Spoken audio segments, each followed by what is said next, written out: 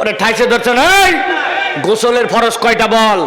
দেখবেন আটকায় গেছে, পিক আপ মারে হয়তো বলছে 3টা, তারপরে ধরছে একজন, কি কি 3টা বলতো, বলছে জানা আছে, বদনা, লুঙ্গি, গামছা। গোসলের ফরজ তো বদনা, লুঙ্গি, গামছা না। আল্লাহ রাব্বুল আলামিন এর পরে বলছেন, ওয়া মা খালাকতুল জিন্না ওয়াল ইনসা ইল্লা লিয়াবুদুন।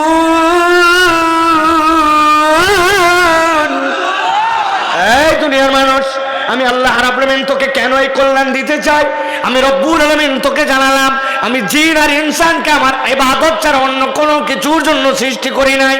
তবে তবে তবে তবে মনে রেখো, তুমি ইবাদত করে আল্লাহর বিরাট উপকার করে ফেলতেছো।